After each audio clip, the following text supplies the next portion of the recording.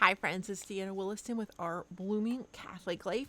And we're getting into the heart of crafting season where people are going to start looking at things to do for Christmas. So this week and next week, I'm going to show you some things that you can look at for easy knit and easy crochet projects. So these are going to be reviews. I picked up this book recently, 60 Quick Knit Blanket Squares. So remember, I've been teaching you how to do that super simple washcloth pattern, how you can use it with a variety of yarns and weights. It can be anything from a dishcloth for your kitchen to a washcloth for your face or your bathroom. So you could use it in a spa bag for a lady or for babies. In those cases, it's going to be made out of cotton. You can buy scrubby yarn and do it, and now you have a scrubber for the kitchen. There's a certain yarn you can use to make it more loofah-like to use in the bath, and you might want a smaller square for that, or a square that you can gather up. You can use it to make a square and then fold it up, and you can put a bar of soap in it to donate. So many things you could do. But if you do it with acrylic or wool, you can be making blankets out of it. You can make shawls out of it. That super simple pattern. So what can you do with a square? Well, this book is going to teach you how to make a whole bunch of different stitches into a square so that you can use them for whatever. Now you can see this one ends up with a simple border around it, because these are going to be sewn together in a blanket. If you don't want to do a blanket, you probably do want to add a simple edging, and then bam, it's a washcloth, it's a dishcloth, it's a pillow. You could do just one of these and put a pillow form inside them. You could, again, put them together and make a shawl. These are mostly, I want to say, they aren't very lacy, so these would be more warm things. So again, for the time of year that we're entering in the Western Hemisphere, at least, this book was a little pricey. It was $18 in the U.S., $27 in Canada. It says, don't knit the same blankets that everyone else is making. Create your own one-of-a-kind designs. 60 Quick Knit Blanket Squares, the newest entry in the best-selling 60 Quick Knits collection, provides knitters with the patterns, knowledge, and tips they need to start a journey of creative freedom. Once you learn these stitches, you can use them in a variety of formats, and they don't always have to be square, but this book is going to teach you how to make the squares.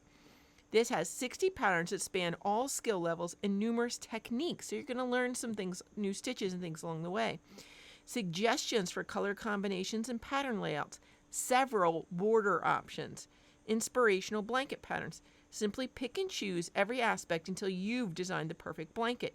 Knitting a blanket square by square makes a large-scale project more manageable, portable, and adaptable up until the last minute.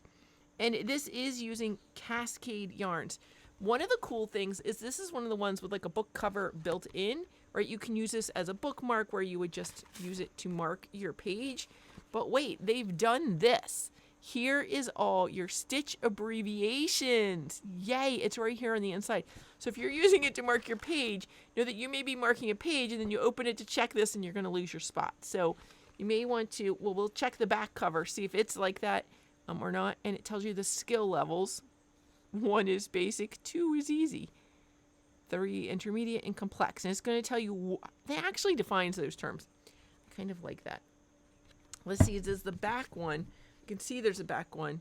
Oh yes, the back is something helpful as well. Some finishing steps, but it also has a built-in ruler in both metric and US. What? Look at that.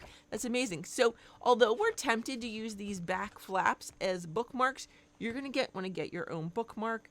It does tell you here what are some of the other 60 Quick Knit books. Yeah, I'm not sponsored by this manufacturer at all. I just found this book in the store and really liked it and thought I'd share it with you. It does say it's from the, they specifically use 220 Superwash Merino from Cascade Yarns, but I know you could substitute if you needed to. It is from the editors of 6th and Spring Books in New York. And here it is from 2021. So it's a fairly new book. Look at these color combinations. But here's, some of the details of the publisher. Da, da, da. This is the first edition. Contents. Okay, so these contents, there is some lace in here.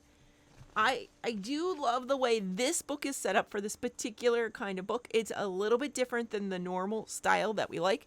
But look, contents up here are some tips for putting your blanket together, right? Introduction, substituting yarns, color choices, sample layouts, and borders.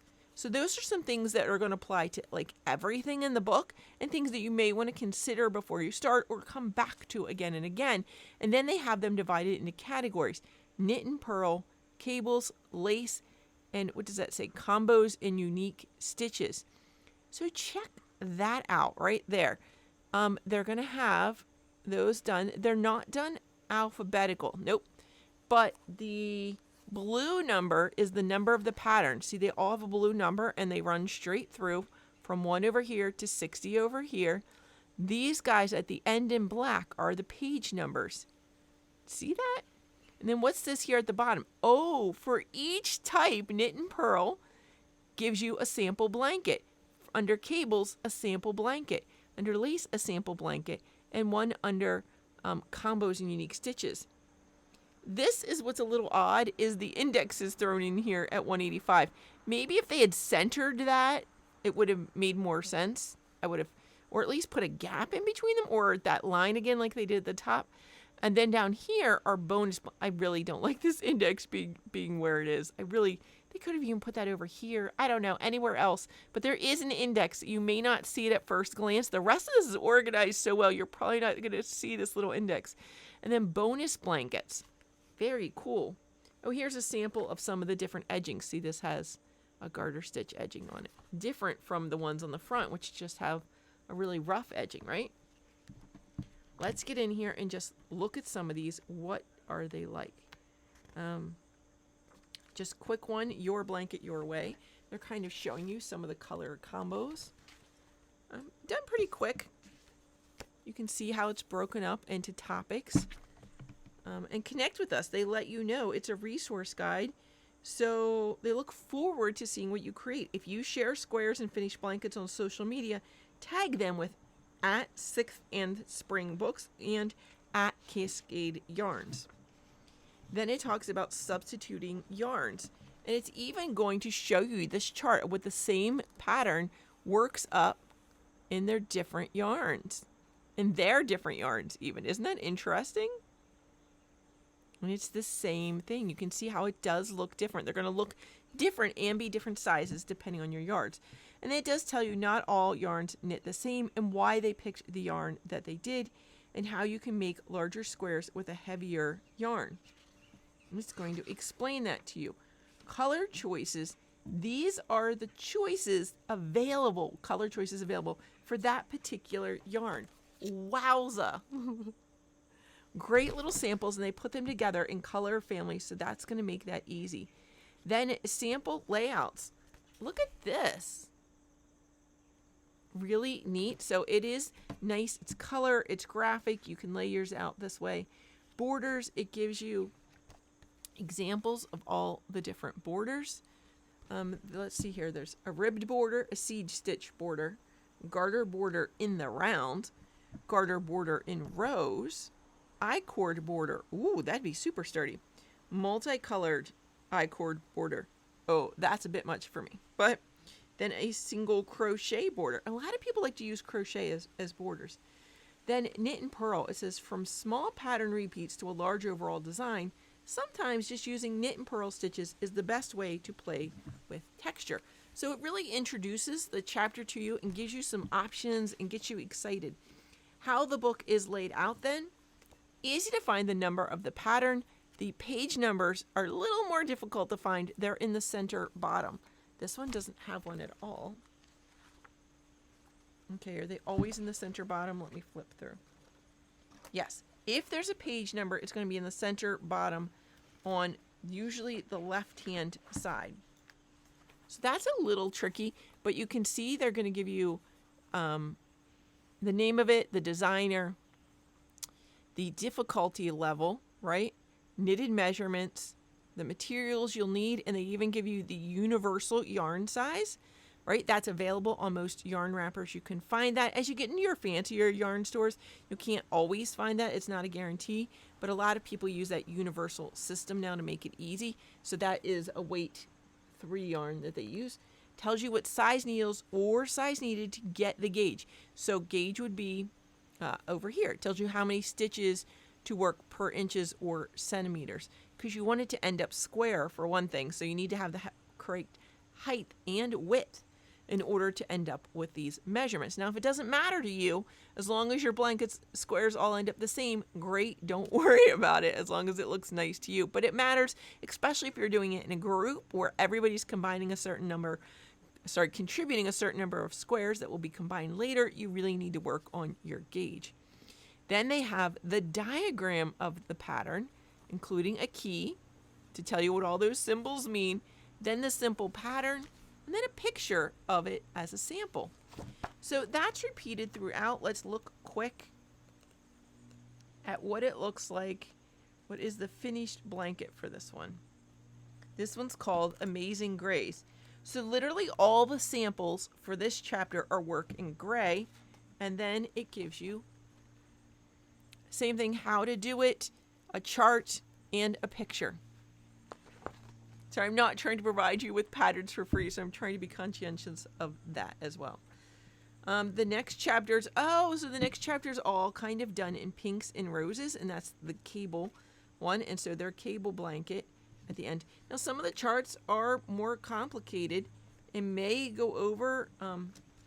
The one for Flutter actually continues on 2 pages to get that whole one on, and that is, I believe, in the cable section. Yep, because they're pink candy wrappers. So there's lots of these great ones, and they tell you the size of the square. I'm wondering, I think they may all make 12-inch squares, which is about 30.5 centimeters. I hadn't noticed that in the beginning. My apologies. Yes, it's a 12-inch square. So some of the patterns take a little bit more space than others. This one does have the diagram in the end. So I'm just going to show you the cute little blanket. Isn't it adorable? And again, you could probably figure out, try a couple of these squares. So that's the great thing with squares. You could always try the pattern out in a couple of just the squares and use those for pillows just to try out the pattern. You're sure you like it? Go ahead and make the whole blanket. Maybe it's not your cup of tea, or maybe you just really liked it as a pillow in the end. Again, you could use these squares for anything. So make a couple squares. Maybe you're like, ugh, I'm tired of this pattern already. I don't like doing it. I don't want to make whatever. What's this one? 1, 2, 3, 4, 5, 6, 7, 8. This one uses 8. 8 number 18s. And you're like, I don't like 8 number 18s. I don't want to make that many of it. But in this pattern, you could always go through and change these up, right? Because there's only 1, 2, 3, 4 of number 17, right? So if you don't like 18 the most, you could mix it up a little bit, do what you need to do. That's why you may want to just do one and see how much you like doing that pattern over and over.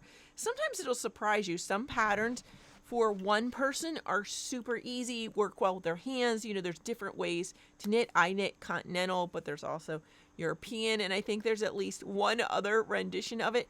And so some stitches are easier on the hands depending on what style of knitting you have. So what works really well for your friend may not work for you. So you may want to mix it up.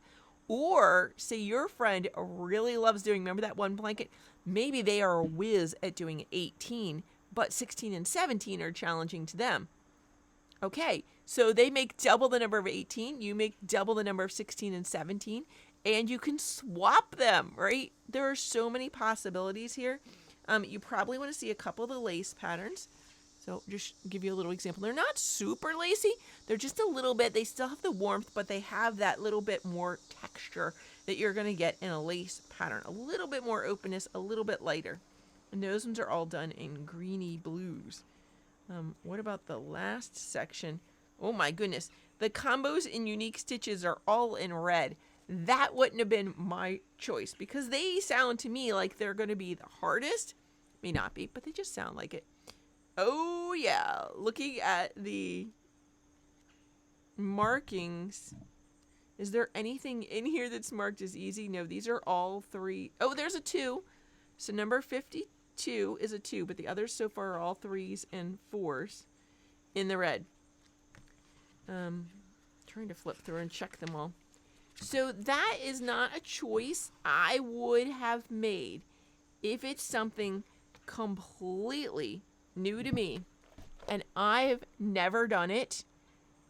Red is not the color I would choose. Red is such an emotionally charged color, and if I'm getting frustrated and the whole thing is variations on red, wouldn't do that.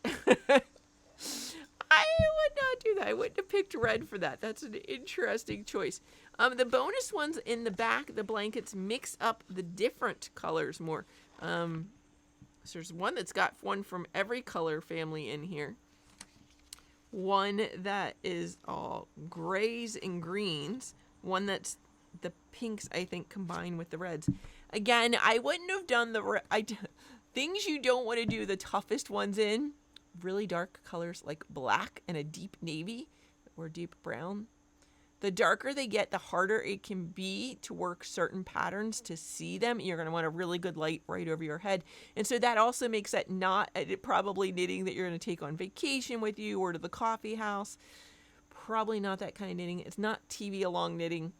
So you're going to have to judge what you want to do. That's what you judge the skill level. So if there's a variety of skill levels in one blanket, so let's look at the first one. It's 2, 2, 2. Sound like I'm at the dentist now. 3, 3, 3, 2, 2, 2, 1. Okay, so the gray does have a 1.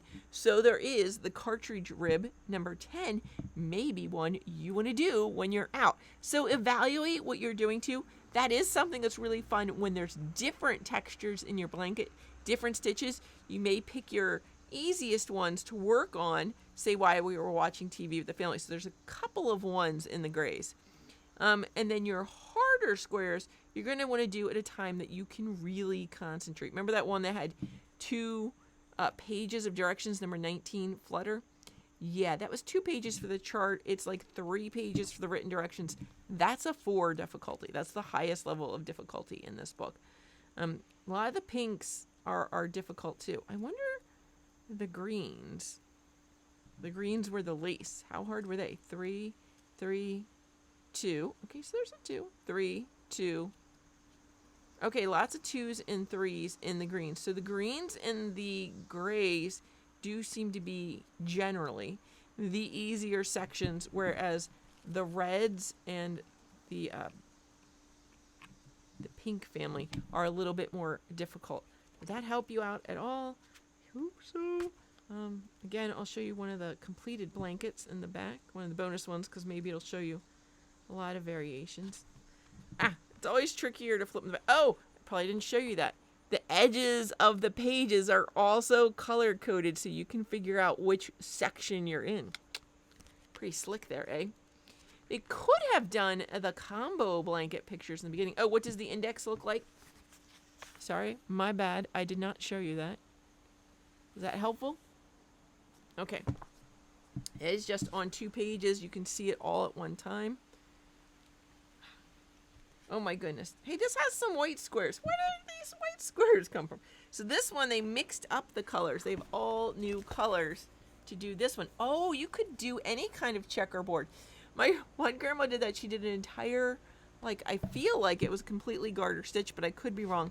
But did it in checker block colors. What that does then is Grandpa can always make you some giant wooden circles, or you could get coasters, 2 different sets of coasters, nice light cork coasters, and give it to the kids, and it can be work as a picnic blanket that you can also use to play checkers on, and you can do other fun things, make up games that go with it. You can put pockets on these blankets, include little dollies wearing the same color clothes. There's so many options. But once you get in and make these, I think you're really going to like it. It's really a resource library, and yet it says they're all quick knits. Amazing, right? Okay, friends, may God bless you and keep you. May make his face to shine upon you and be gracious unto you. And may the good Lord bless you. In the name of the Father, and Son, and the Holy Spirit, amen. Wait, if you've watched this long, don't forget to like, share, and subscribe. And just like the book said to tag them in anything you create, let me know how you combine squares and colors and what charity projects you use them for. Bye, friends. Thanks.